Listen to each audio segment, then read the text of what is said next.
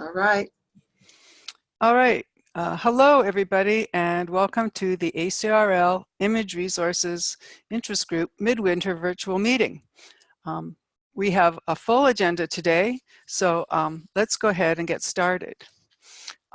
First of all, as you may know, ACRL elections are happening this spring, and voting will start on March 9th. And related to that, we are pleased to have the two candidates for ACRL Vice President and President-elect with us today, who are Lynn Conaway and Julie Garrison. And they will each spend a few minutes introducing themselves, and then there'll be a few minutes for them to answer your questions afterwards. So following in alphabetical order, Lynn, would you like to start? Just remember to unmute your mic and then Hey, can you hear me? yes. Okay, thank you, Jane. As Jane said, I am Lin Sol Anderson Conaway, and I am the Director of Library Trends and User Research at OCLC Research. And I am honored to be invited to stand for ACRL Vice President, President-elect. I've been a member of ALA since I was a master's student at the University of Arizona, and became a member of ACRL when I was a faculty member and director of the Library and Information Science graduate program at the University of Denver. I remember my excitement when I first joined ALA as a student and when I attended my first ALA and ACRL conferences. And I still feel this excitement and believe it is a privilege to have the opportunity to be a part of ACRL and to help us to move forward in ACRL's strategic planning by focusing on the ACRL Plan for Excellence. And I really want to concentrate on the opportunities that we have as an academic library community. And these thoughts originate from my experiences as an academic, public, and school librarian, as well as an educator in LIS programs and a researcher. I really believe we need to continue to leverage the collective power of ACRL to contribute more effectively to the mission and goals of our academic and local communities. I think focusing on being proactive instead of reactive will enable us to respond to diverse users' changing expectations and needs in their academic and everyday life experiences. I think one way we can do this is through continued skilled curation and management and the promotion of our institutions and intellectual assets. I also think we can do more to teach users how to avoid information or misinformation and how to identify credible sources, again, not just for their academic lives, but also for their personal lives, to help them make informed lifelong decisions. I think addressing these and promoting these will also position academic librarians as leaders within their institutions and their communities. I also have been a strong supporter of the ACRL Plan for Excellence and 5-year goals and objectives. And I think it's in the current economic and political environment, our goals and objectives are critically important. We've been higher education is being challenged on multiple fronts and is being called upon to provide evidence of its contributions to society. I think our goal and of an objective of the value of academic libraries and measuring our impacts is very important. I believe it's perfect timing for academic librarians to transition what we have learned in our research into the development and offerings and the management of academic libraries. We can do this by continuing to conduct user-centered assessment of our resources, spaces, events, programs, and offerings, which has been facilitated by the Assessment and Actions program. Again, we need to develop our services to meet the expectations of our users which means that we will need to develop relationships with our academic community and continually experimenting, adapting, and changing. And we also, that goes to the other goal of our plan for excellence, which is the new roles in changing landscapes. And we need to be thinking about how to serve our students in both their personal and academic lives. And we as a profession have devoted much attention to the ACRL goal value of equity, diversity, and inclusion during the past several decades. The development of the ACRL Diversity Alliance is one initiative to address the profession's gap in diversity. And I believe as part of our professional and civic engagement that we continue to identify and examine our personal attitudes, biases, and stereotypes. And as we become more self-aware, we will be better prepared to develop new strategies and initiatives to address equity and diversity and inclusion for the development of user-centered collections, programs, and events, and for the creation of an open and safe work environment.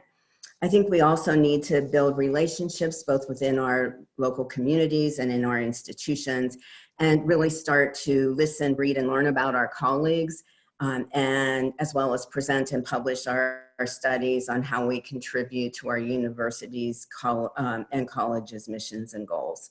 As a conclusion, both Julie and I want to encourage you to vote. Voting in our association elections is one of the privileges of membership and allows us to shape ACRL's strategic plans and goals. In the past 10 years, only between 22 and 26% of the ACRL membership have voted in the annual elections. There was a 3% decrease in voting members from 2018 to 2019. So I encourage you to vote regardless of who you choose on the ballot. Just please take advantage of this privilege of ACRL membership and the opportunity for you to shape our future. Thank you for allowing us this time during your meeting. I know you have a packed agenda. I will turn it over to Julie now. Thank you. Okay. Hi. Oh, go ahead, Jane. Sorry. I was going to say, I think we have maybe just a minute if somebody had a question for Lynn. Oh, okay. Sorry.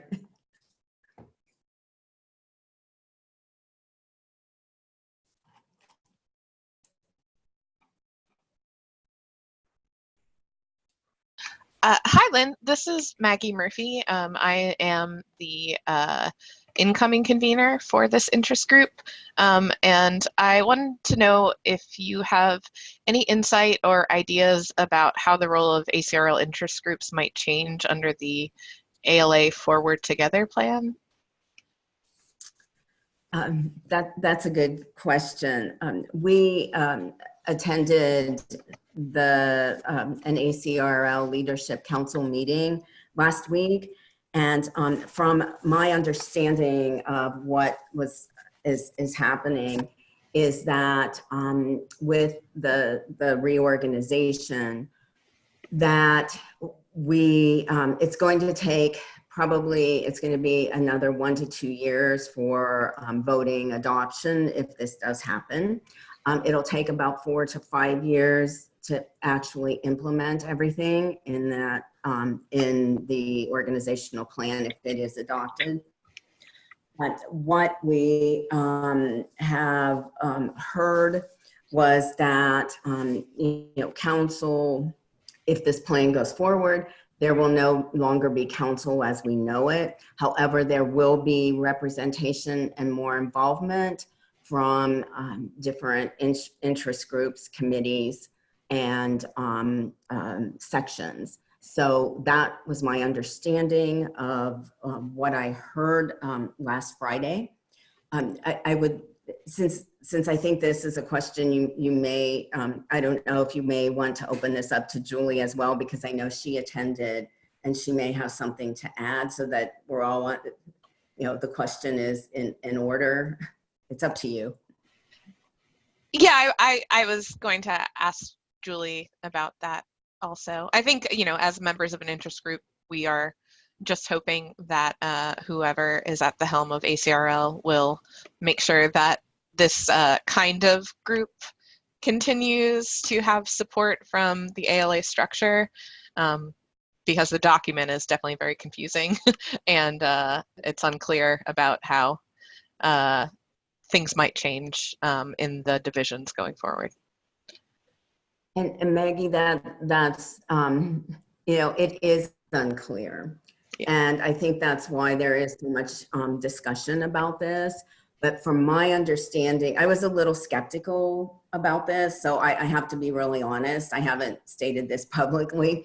But whenever I attended the ACRL Leadership Council meeting on Friday, it made me realize that we as a division, ACRL, is very involved in this, and that we as a division want to include and maintain our sections, our committees, and our interest groups, because you know we're a very large group, and these are very important for us in moving forward and for addressing our interests and our needs as an academic community. So I felt much better hearing our ACRL representative talking about SCOE and what's going on.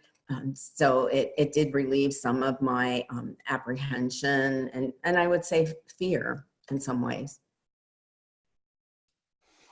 Okay, great. Thank you very much, Lynn.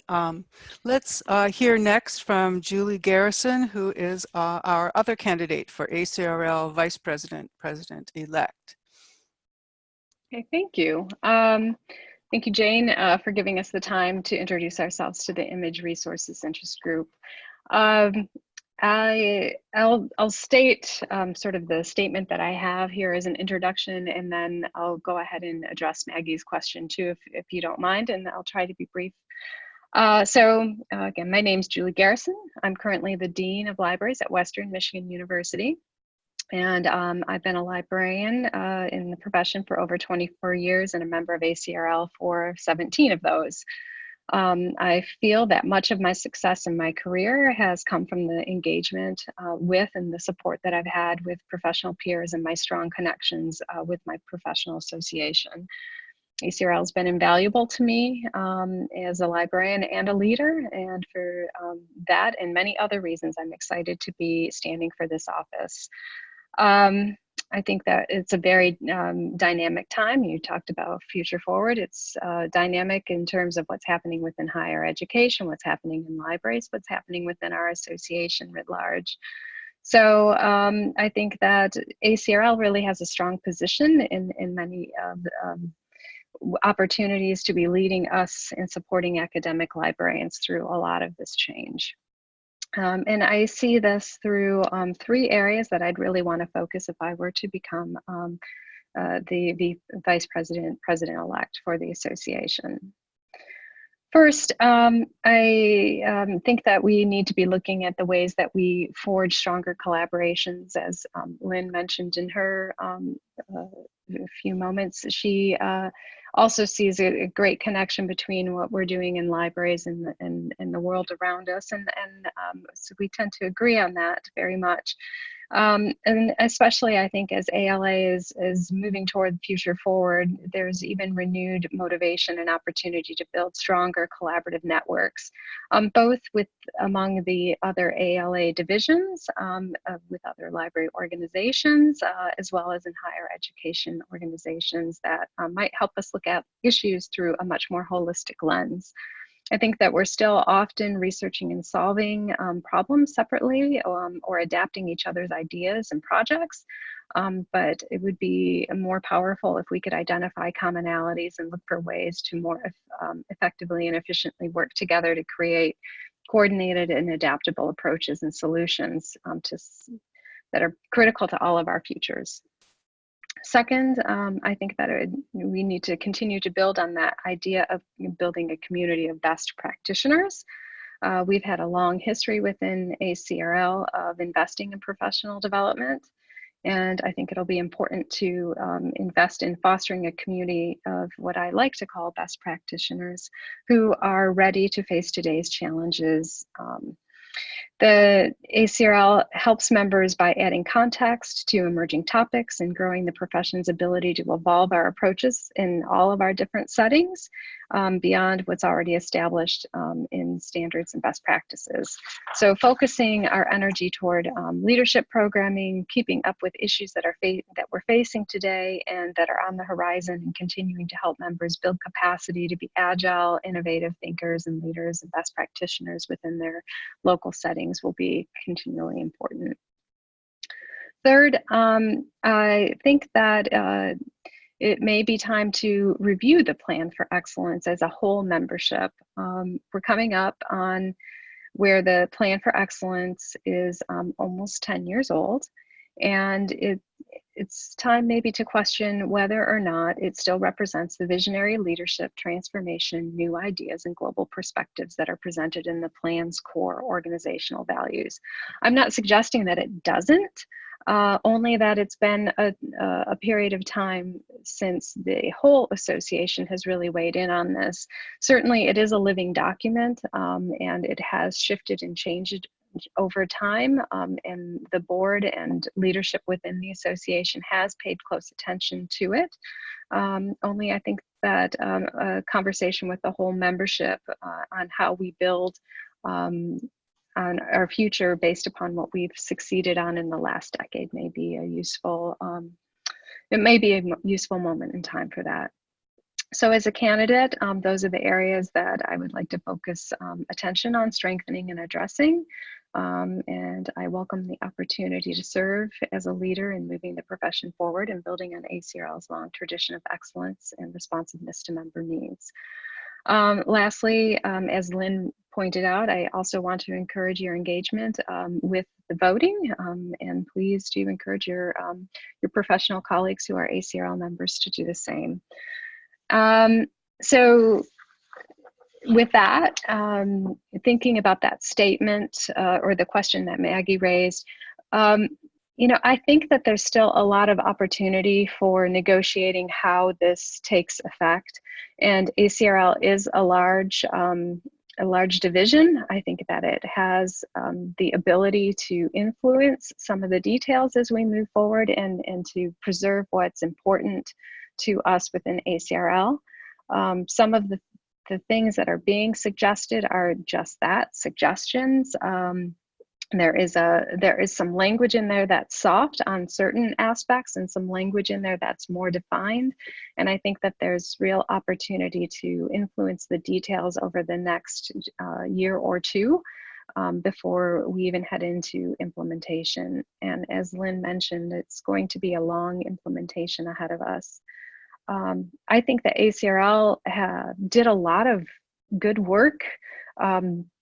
By 2012, when I was on the ACRL board, I know that we were moving through our last iteration of making a lot of changes in terms of making sure that ACRL was sustainable and how it addressed interest groups and sections within the association. So I think that we are have strong footing in being able to be a major participant in this, in how this takes shape. So I don't think interest groups would be going away. I think that there's still going to be lots of ways that we can engage our members within ACRL in the ways that are important to us.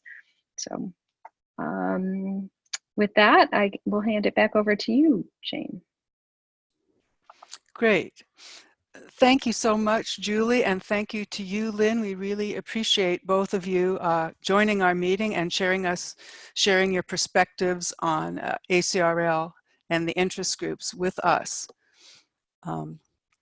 So I think we'll move on now to our next speakers, who will be Tiffany Salter, who is an accessibility consultant at excuse me, Tiffany, I don't know how to say this, DEC systems. No problem, it's DQ. DQ systems, and Sara Shoemaker, who is architecture image librarian at Texas Tech University. And they are going to give us a report on the recent progress of the task force on updating the visual literacy competency standards for higher education.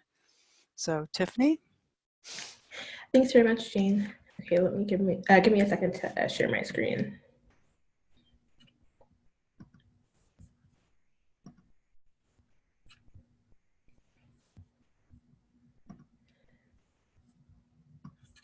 Can you see my screen?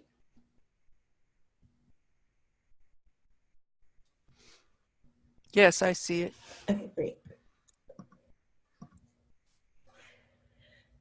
Okay, as Jane mentioned, Sara and I are here today to update the group on the progress the Visual Literacy Standards Task Force has made on updating the visual literacy competency standards for higher education.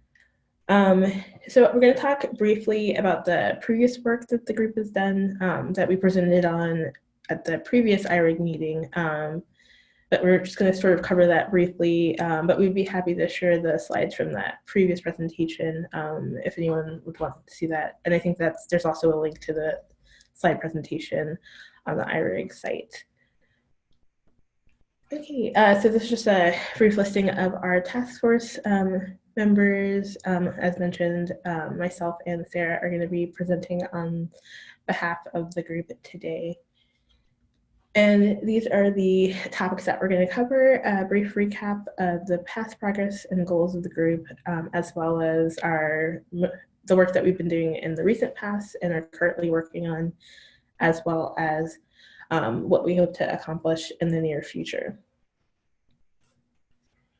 So the group was formed in February 2018 to update, as I said, the existing visual literacy competency standards for higher education that were published in 2011. And the group was, the impetus was to update these guidelines to reflect the changes in technology for visual materials, the changes in the needs of the visual literacy instructors and the users of visual materials, as well as to better align with the framework for the ACRL framework for information literacy in higher education. So that is the work that the current task force is engaged in and what we've been updating on. After forming the group, we divided up the existing standards amongst the members and took some time to look at them critically and identify changes in the educational landscape, in librarianship, and gaps that had appeared since the 2011 standards were published.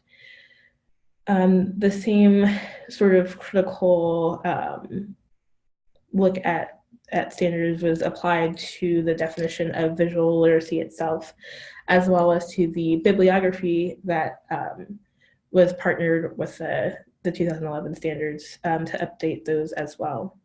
The standards then went through 2 different drafts with 2 internal reviews, as well as the drafting of definitions for important concepts like visual literacy, meta literacy, and visual media. These internal ontological debates were an important part of the early work of the group to help us define the scope of the project and to create a template that was used as part of our draft process to transform the standards into a framework. And this is,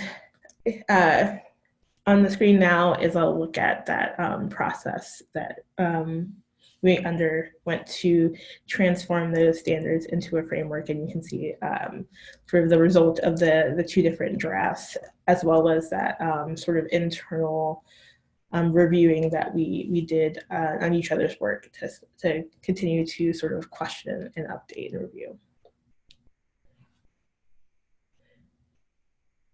So we know some definitions as well as these standards will continue to shift in important ways as we continue on in our research and review, and we'll talk a little bit more about the research that we're engaged in a little bit later. So one of the things that we've also been doing is gathering, or that we have been doing, yes, in the past, is some feedback and input gathering.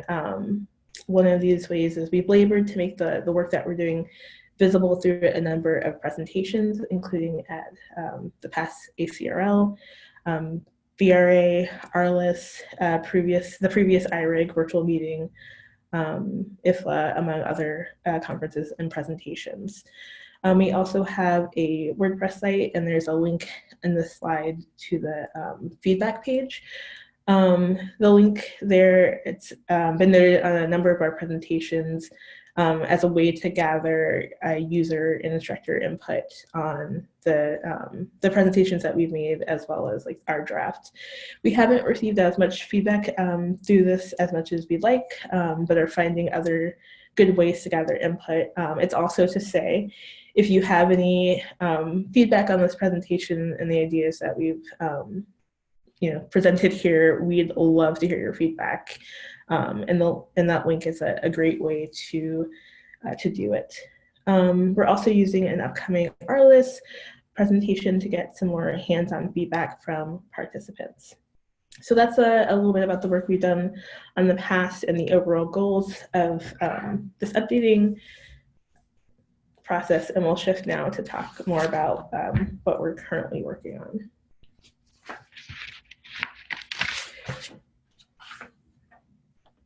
So we're currently engaged after the creation of these two different drafts of the changing the standards to framework in an empirical research project. So the why of why we're engaged in that. One of the things that we recognize is that while there are an assortment of different definitions and takes on what visual literacy means and how visual literacy can be applied within our group, engaging directly with other professionals in a different way than we've done so far in our feedback portion that we talked about earlier would be important for making sure the work we were doing aligned with the needs of the larger visual literacy community, and that the definition we were using for visual literacy would reflect these expanded thoughts, which included those outside of art and design and librarianship. The literature review has also helped us expand somewhat on that knowledge, but this research would be an additional way of doing this and speaking directly with some of the stakeholders for the framework. With that in mind, we created a plan in the summer of 2019 to produce an empirical research project that would help us gather these necessary touch points. It was originally envisioned as a survey, but once we dug a little deeper into the type of questions that we wanted to ask and into the kind of information we wanted to receive in return, we changed it into an email interview, which necessarily scaled down the amount of people we could realistically contact, but also allowed us to get those kinds of responses that we were looking for. And I'll now turn it over to Sara to talk more about the how and some of the specifics of the survey and the interviewees. Thank you, Tiffany. Apologies, they seem to be doing construction in the building today. So if you could advance the slide for me, Tiffany. So we are, and I'm going to try and go through this a little fast. I know we're a little short on time. So we're doing those email interviews, and we really kind of tried to focus on tackling some of the tricky concepts that we had identified. So we did get IRB approval, which slowed down the process a little bit with all the different institutions, but we were able to kind of make it through that and work on getting our interviewees.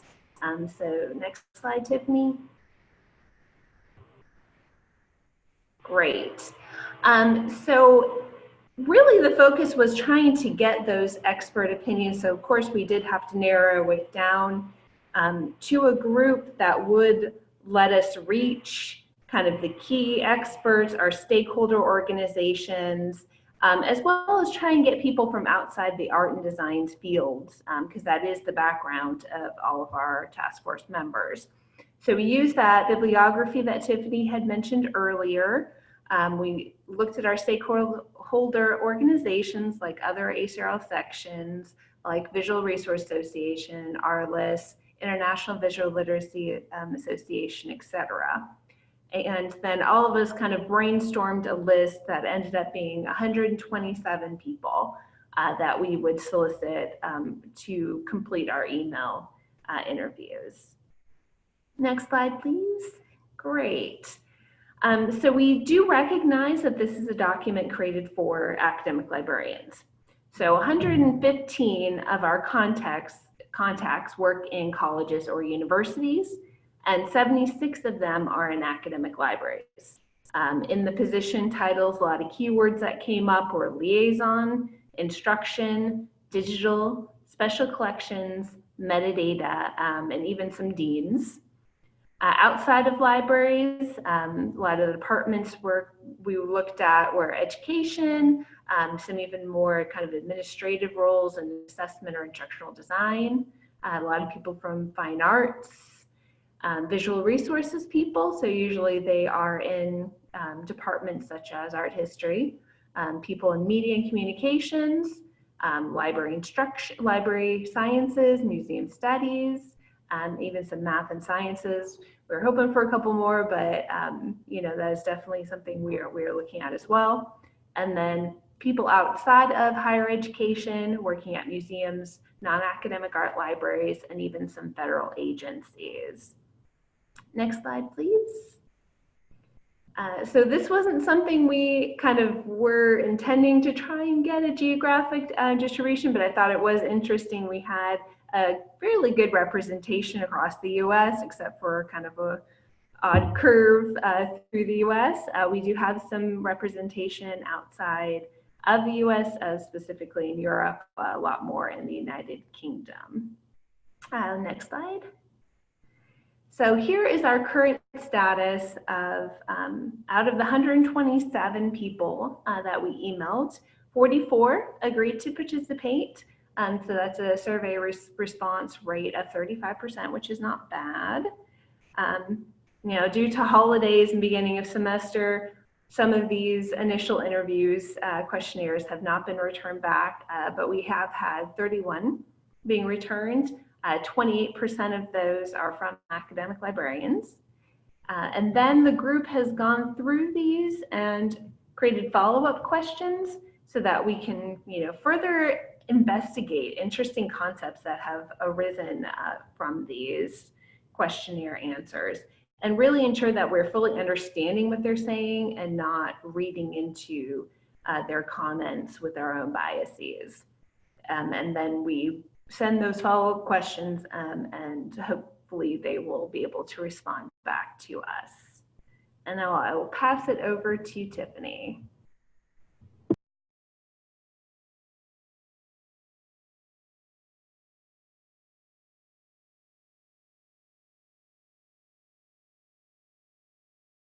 Sorry, it took me a second to figure out how to unmute myself.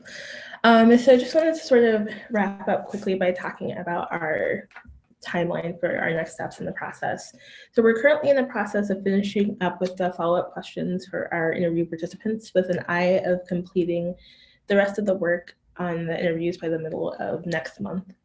The next major chunk of our time will be spent on hand coding the interviews, using open coding to find concepts in the text itself to be able to organize and examine the results. And to further examine that definition of visual literacy I talked about us iterating on at the beginning. With an upcoming interactive panel at Arliss at the end of April, we plan to have the participants directly engage with our data and the framework draft itself to examine, comment, and question on both as a unique way to gather that additional input and feedback from our stakeholders that we're really looking for before proceeding to work on the final analysis of our results this summer. With that analysis complete and this additional feedback from the Arliss panel participants, we plan to turn back to the framework itself and undertake our next draft using this important insight we've gained from our stakeholders at this point and opening the draft to further external comment and to the ACRL Standards Committee. So I'll also say if you plan to attend the Arliss 2020 conference, we'd love to have you attend our panel.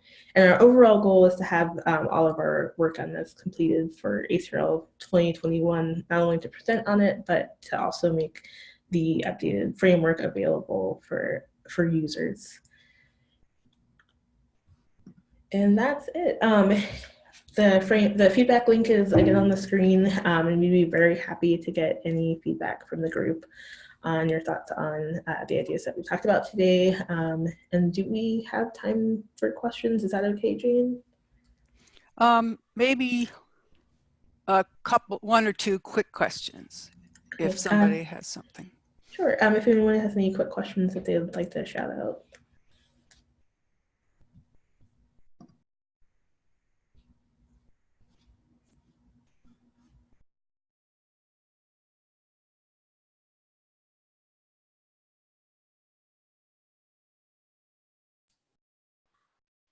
Okay, sounds like we're maybe good, so I'll hand it back over to you, Jane.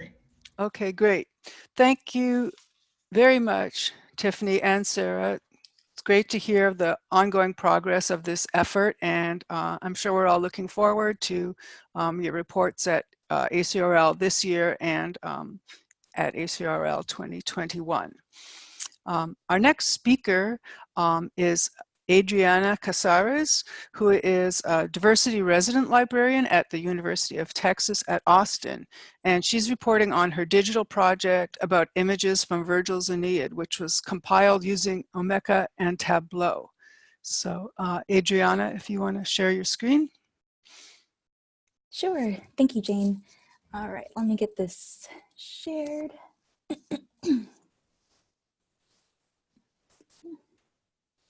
All right, can everyone see the presentation? Yep. Yes, great. Okay, so I compiled let me make sure this is, there we go. I compiled a data set of artistic depictions of the Aeneid, and I called it Mirabile Visu, Art of the Aeneid. Mirabile Visu is a play on a phrase from Virgil's epic Latin poem, the Aeneid. And go. Sorry, there's some stuff on the screen I'm trying to get rid of. Let's see. Okay. There. This project was developed out of an interest in classical reception. I have a classics background, and I was interested in continuing to kind of explore how I can continue to do my research in classics while studying information science. So this started kind of developed as a capstone project as well. I was reading a book on Ovid's Metamorphoses that's, described that it was difficult to compile an updated catalog of artistic depictions of the Metamorphoses, and I thought it might be interesting to do that on a smaller scale using Virgil's Aeneid. So to gather the data, I used a few cultural heritage APIs from the Rijksmuseum, Europeana's online digital collection, and the Metropolitan Museum of Art, and was able to gather almost 2,500 items, as well as their associated metadata. So for those of you who aren't familiar with APIs, it's, let's see, it is a, see if this works. Come on. Let's see. I'm not sure if this is sharing. I apologize.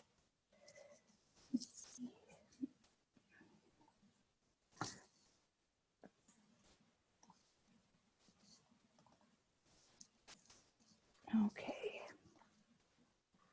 I might just have to not share it. I apologize. We'll just do this for now. Anyway, we'll move into the actual digital collection. So I used Omeka Classic to host my digital collection.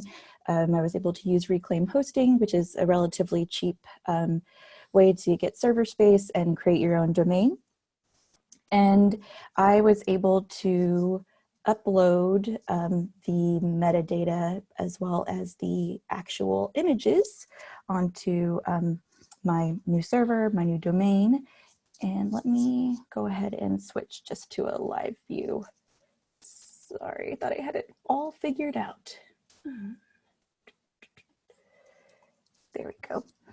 So all the items that I've been able to kind of connect with the metadata and their images are on the digital collection. There's 300 so far, although I have 1,000 individual records within a data set.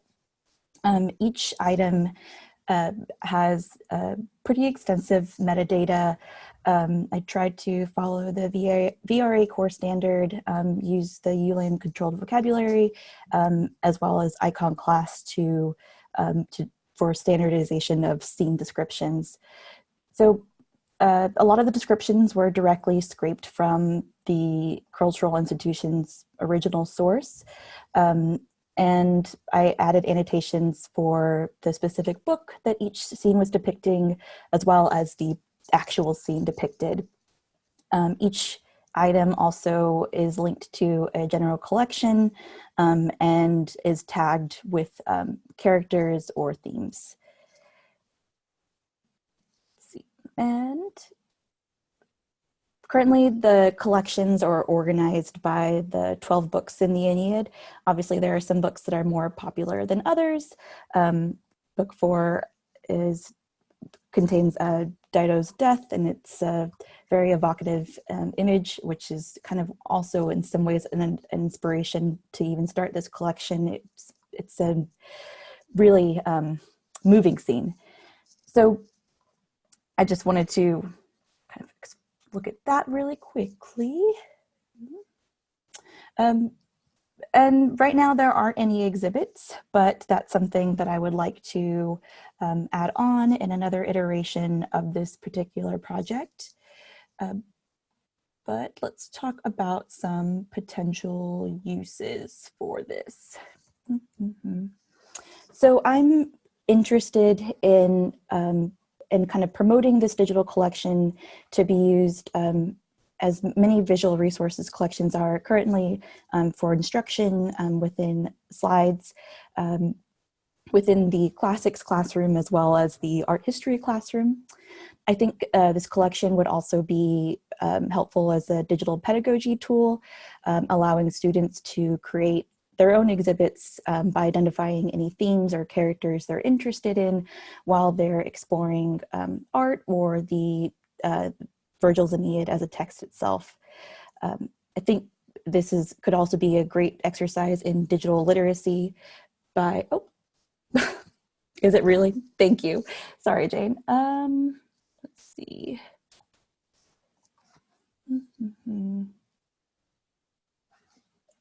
Is the slide showing now? Why is this not working?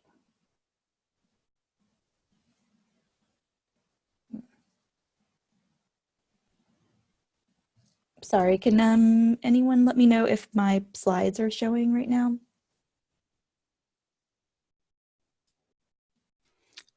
It's still the desktop. Okay. But in the interests of time, perhaps you could just carry on. Sure, absolutely. Let's see. I'm also interested in, as a digital pedagogy tool and an exercise in visual literacy, having students connect the images to the text or annotate the images themselves on my website or another iteration of the website. I also am personally interested in continuing my own personal research as a classical reception topic, and it might be interested to other art historians or classicists, especially those interested in the Aeneid. For future considerations, I would like to add more images and tag more images. Since I have this large data set, again, I think an exhibit on Dido specifically would be really interesting and powerful.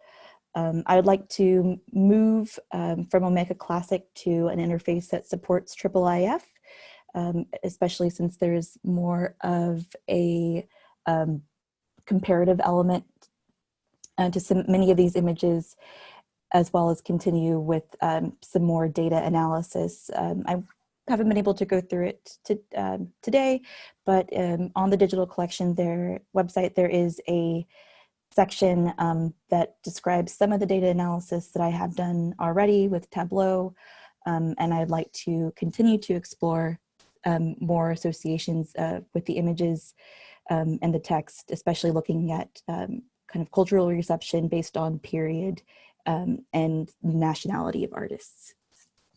So I apologize for the issues with my screen sharing, but if you have any questions or feedback on the digital collection itself, please feel free to reach out to me via email or yeah, email would be best, or the website itself.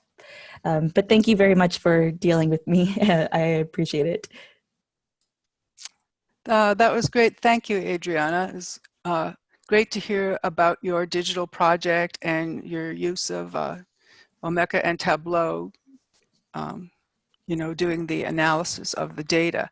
Okay, we'll move along now to our final lightning speaker, who is Dr. Lesley Farmer, Professor of Library Media at California State University, Long Beach. And she is speaking about visual literacy tools and sources to discern faked images, and we'll share some learning activities on this topic. So, Lesley? Thank you for the opportunity to share. And the bottom line is right on the page. That is tinyurl.com/fake news libguide. And if you have further interest or questions, you can email me at lfarmer@csulb.edu. And this is what I look like. So that's my visual. And I also want to just share the current visual literacy standards, just as, again, a visual to show that it can be very complex. And so what are some ways that fake news can be used as a way to get students interested in visual literacy, as well as able to be critical analysts of fake news and of images in general. So when we're talking about fake news, we are talking about deliberate published disinformation, we used to call those lies, that are purported to be real news. So we're not talking about satire or parody. And know that sometimes when we talk about cropped pictures, it could be a little bit misleading, but sometimes they're just straight wrong. So, you know, here's an example, you know, which is fake, which is true. And today with so much of imagery being in digital nature, it's really easy to do those Photoshops. A lot of people thought that the picture of the moon was a hoax, and they would say that as well. So especially when you see images going along with news, there can be real problems in trying to discern the truth of this. And I have to tell you that the picture on the left is fake. So I wanted to feature then my website, Fake News, and basically it has hundreds of resources that are linked. And they include, you know, definitions, consequences, history, the information cycle of fake news, how to discern it, what are the different literacies that are involved, how can fake news be addressed, how can we be civically engaged in this environment, and what are then curricular ways that we can deal with this, and what are the librarians' roles. So have fun looking through it. So I'm just going to point out a couple of details about this website.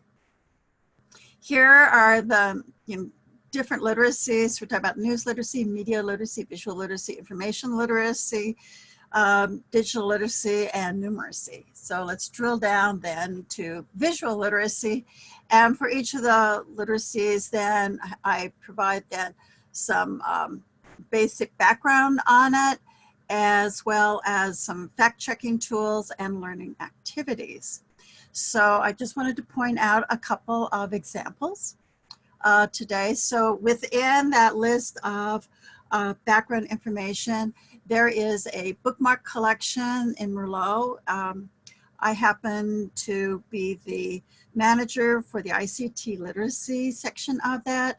And so in there, then I've created what they call bookmark collections, or just, you know, it's like a bibliography then of different sources on visual literacy, whether it's, you know, art principles or hoaxes or history, etc. So that in itself is a subset, you know, of the fake news section. So as an example, in terms of getting some background information, in there is a link to BBC where they talk about fake news and go into the details about how they're constructed in terms of images, and that the more information that you know, and including the more physics you know, the better able you are to be able to identify, you know, hoaxes. Stopfake.org is a tool to help you to be able to find the source of a photo. And in fact, there are a couple of others. Google has a way, TinEye, Photo Forensics. So again, these are some tools that you can share with your students in terms of that source identification, which is so near and dear to us librarians.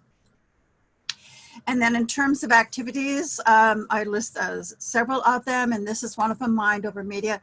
It focuses on propaganda, but in there are included some really, you know, misleading ones. So again, this is a really interesting, engaging thing to do with your students in terms of, you know, how they would rate the truthness or the falseness, the, you know, appropriateness and validity and positive and negative aspects of propaganda that can be associated with fake news.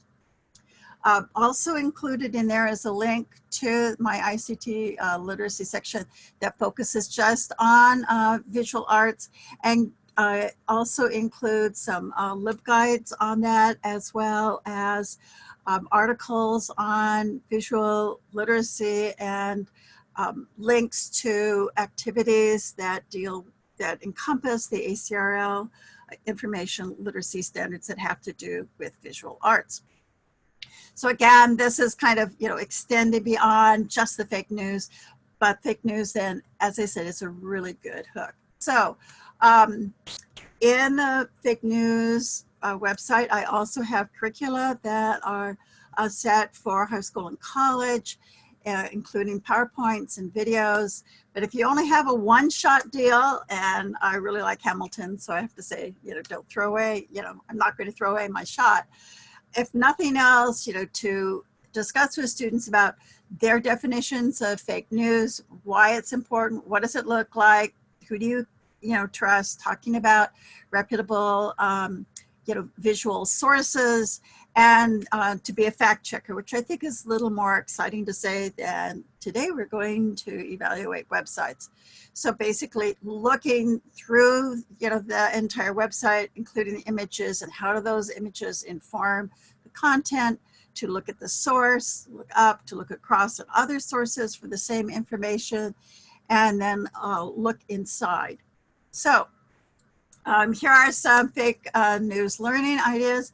So having them look at, you know, 2 news items and those images and see which one is fake, to have students Photoshop images to check, you know, real check both real and fake images, to critique primary sources, visual sources. And if you look at American Memories under the Library of Congress, there's some great stuff. Having students bring in images to critique and to even play bluff on that, as well as to see what are the trends in terms of the images. So again, what can you do to promote visual literacy? Include visual literacy in your presentations, document you know, visual representations of knowledge, including, you know, fake news. You can even create an interesting collection of that. Work with your faculty in terms of the assignments and student work that, again, can, you know, show fake news images, and have your students create them as well, and use my LibGuide. So with that, just have fun with the site. That was great. Thank you very much, Lesley. And thank you to all our speakers. In the last few minutes, we just want to have a couple business announcements. And one of our members has a request for feedback about deaccessioning or digitizing a former slide library collection. So we don't really have time to discuss it, but she's going to introduce herself and ask for feedback. And that is Jackie Fleming. So Jackie, if you want to speak for a minute. Hi, can everybody hear? Yeah. Okay, I'm Jackie and I am the Visual Literacy and Resources Librarian at Indiana University. I'm kind of new to the special interest group and have been in my position for about 5 months. And I was just curious if anybody had any resources or feedback about deaccessioning a slide collection, the 35 millimeter collection. I will type my email and name in the chat, and I will turn it back over to Jane in interest of time. Thank you. Thank you, Jackie. So I don't have anything to share on my screen, but I just have a couple announcements. And so one thing is upcoming this spring, we'll be looking for a new incoming convener for this group for 2021. So look for an email announcement in the next couple months about this volunteer opportunity with this group. And we are also making plans for our next meeting to have an in-person meeting at ALA Annual in 2020 this year, which is in Chicago. And so I've requested a meeting time for this group, and when we hear back, that'll be announced too. So that's something else to look forward to in the near future. And the last thing I want to mention is that we are also looking for volunteers who might be interested in updating the ACRL IRIG Digital Image Collections Guide. And this is a LibGuide. And it had been started in 2013, but it seriously needs updating.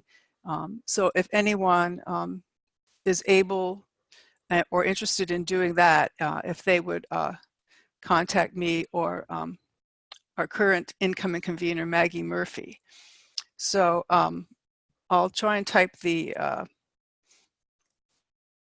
URL in the box here so you can look at it. And with that, I think that wraps up our meeting. And thank you everyone for attending. And again, thank you again to all our speakers.